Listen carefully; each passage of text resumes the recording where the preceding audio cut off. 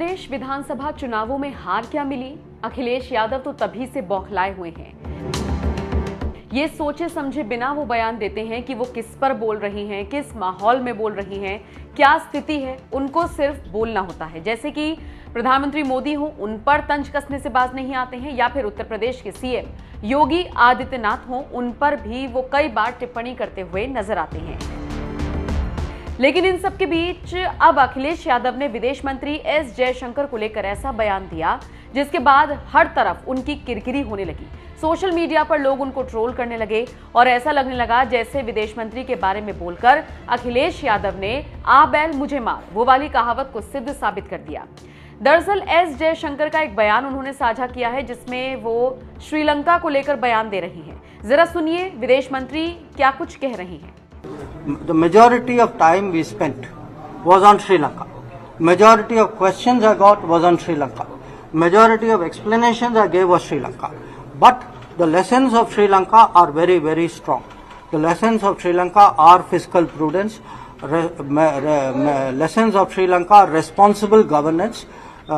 That people should not, that there should not be a culture of freebies. These are the objectives. So I think beyond that, to take it in the direction which you are doing, I don't think is a विदेश मंत्री का बयान आपने सुना। अब इसी को share करते हुए अखिलेश यादव क्या लिखते हैं वो भी सुन लीजिए। अखिलेश लिखते हैं, मिला है बंटवारे की सियासत को परदेश से ये संदेश, नफरत के जो बीज बोते बाड़े खा जाते हैं उनका खेत। बस अखिलेश यादव ने जिस तरीके से तंज कसा, सोशल मीडिया यूजर्स भड़क गए। जैसे एक यूजर ने लिखा, तुम धर्म के लिए लड़ते हो इसलिए गुलाम हो, जिस दिन संविधान के लिए लड़ोगे तुम आजाद हो जाओगे। एक और यूजर ने लिखा, श्रीलंका से बंटवारे नहीं परिवारवाद और उसके भ्रष्टाचार की सियासत का संदेश मिला है टोटी जी। एक और यूजर ने लिखा, मोहम्मद टीपू सपा कांग्रेस सत्ता में थे तो सब बढ़िया था, भाजपा सत्ता में आई तो सब घटिया, क्योंकि भाजपा लूटकर माल सैफई वाला रंगारंग कार्यक्रम नहीं होने दे रही है ना ही देश विरोधी ताकतों को पनपने दे रही। मोहम्मद राहुल का स्पा पे बड़ा खर्च रुक रहा, यही कारण है तुम्हारे विरोध का।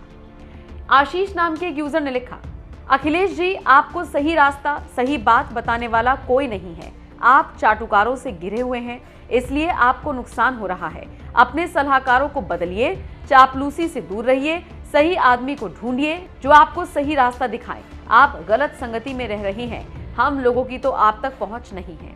फिर एक और यूजर ने लिखा, अरे भाई तुम सभी हारने वाले हो आगे आने वाले इलेक्शन में और इसमें कोई दो राय नहीं है। अखिलेश भाई आप भी दूसरे भाई हो पप्पू जी के। एक और यूजर ने लिखा, आपके सियासत के खेत को मोदी ने एकदम से बंजर जमीन कर दिया है जिसपे तुम अब अपनी एक तरफा राजनीति की फसल कभी नहीं उगा सकते।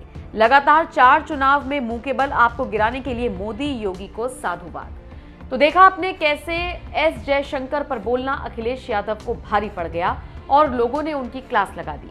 वैसे आपको बता दें, समाजवादी पार्टी के अध्यक्ष और उत्तर प्रदेश के पूर्व मुख्यमंत्री अखिलेश यादव अक्सर कई मुद्दों पर योगी आदित्यनाथ को घेरते हुए नजर आते हैं, लेकिन सोशल मीडिया पर ट्रोलिंग का सामना भी उनको करना पड़ता है।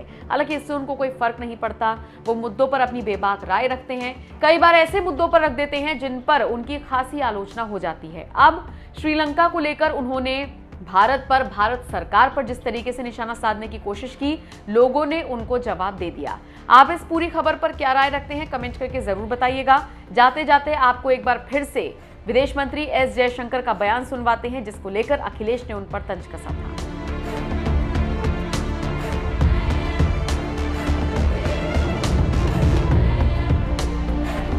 The majority of time we spent was on Sri Lanka.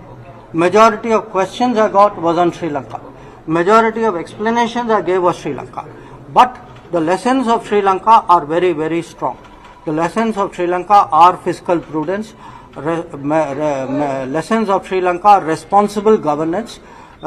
That people should not, that there should not be a culture of freebies. These are the objectives. So I think beyond that, to take it in the direction which you are doing, I don't think is a